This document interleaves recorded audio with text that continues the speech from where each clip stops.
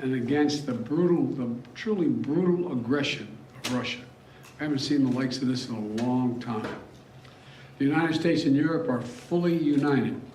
This morning, I had a long conversation with our NATO allies, German Chancellor Scholz, French President Macron, Prime Minister Sunak, and the Italian Prime Minister Meloni, to continue our close coordination and our full support of Ukraine.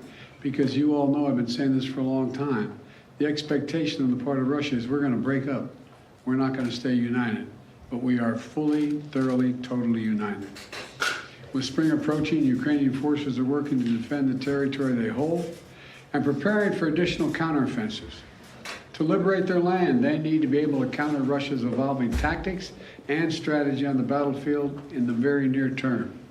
They need to improve their ability to maneuver in open terrain, and they need an enduring capability to deter and defend against Russian aggression over the long term. The Secretary of State and the Secretary of the military behind me they've been deeply involved in this whole effort.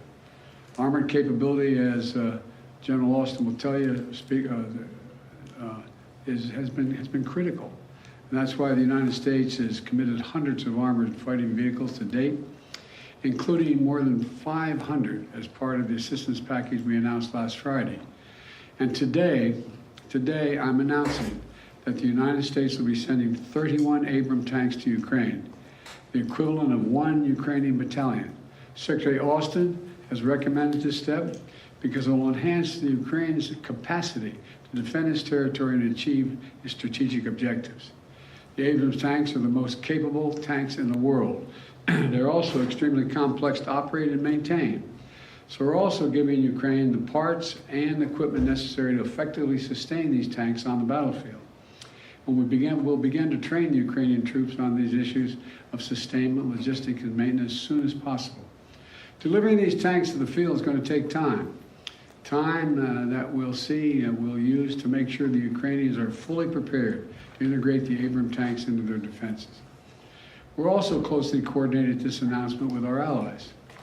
The American contribution will be joined by an additional announcement, including that will be readily available and more easily integrated for use in the battlefield in the coming weeks and months from other countries. I'm grateful to Chancellor Scholz for providing German Leopard 2 tanks and will lead an effort to organize a European contribution of 2 tank battalions for Ukraine. I want to thank the Chancellor for his leadership and his steadfast commitment to our collective efforts to support Ukraine. Germany has really stepped up.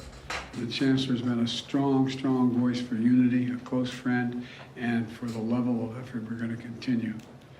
Supporting Ukraine's ability to fight off Russian aggression to defend its sovereignty and territorial integrity is a worldwide commitment. It's a worldwide commitment. Last week, in Germany, Secretary Austin convened the Ukraine Defense Contact Group for the 8th time. This group is made up of some 50 nations, each making significant contributions of their own to Ukraine's integrity. Each fully committed to making Ukraine remain strong and independent and able to defend itself against Russian threats and violence. I want to thank every member of that coalition for continuing to step up. The UK, the United Kingdom, recently announced that it's donating Challenger 2 tanks to Ukraine. France is contributing AMX-10s, armored fighting vehicles. In addition to the Leopard tanks that Germany, like the United States, Germany is also sending a Patriot missile battery. The Netherlands is donating a Patriot missile and launchers. France, Canada, the UK, Slovakia, Norway, and others have all donated critical air defense systems to help secure Ukrainian skies and save the lives of innocent civilians who are literally the target of Russia's aggression. Poland is sending armored vehicles. Sweden is donating infantry fighting vehicles.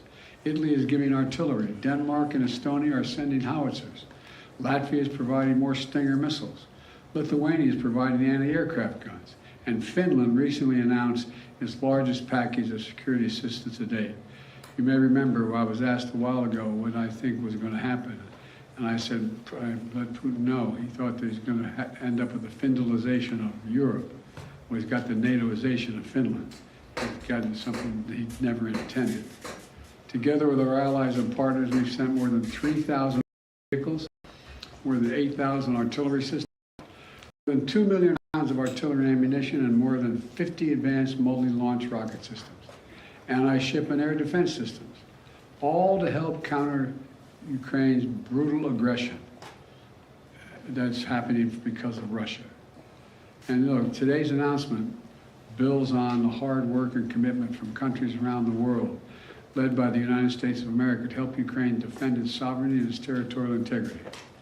That's what this is about, helping Ukraine defend and protect Ukrainian land. Offensive threat to Russia. There is no offensive threat to Russia. If Russian troops return to Russia, they'll be there where they belong. This war would be over today.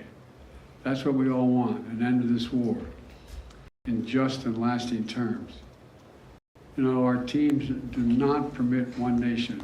We're not going to allow one nation to steal territory by force.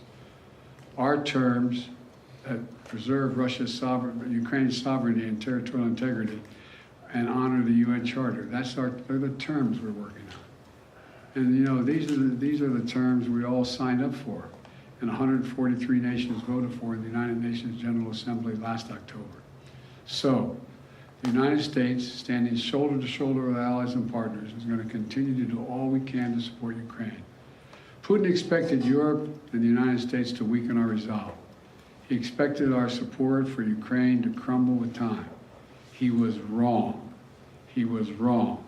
And he was wrong from the beginning, and he continues to be wrong. We are united.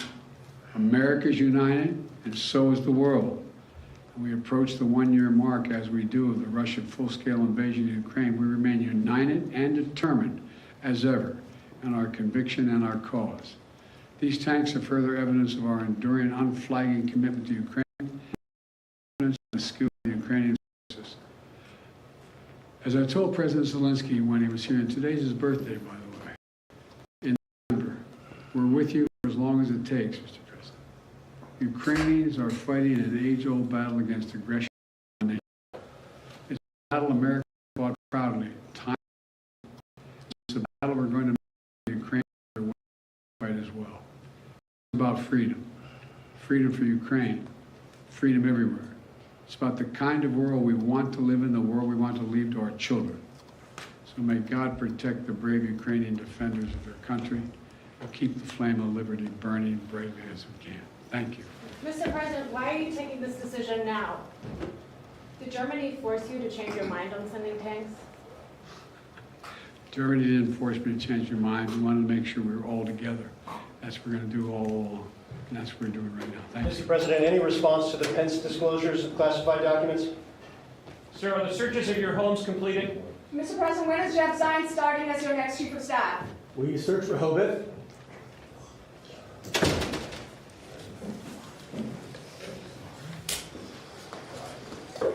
Good job.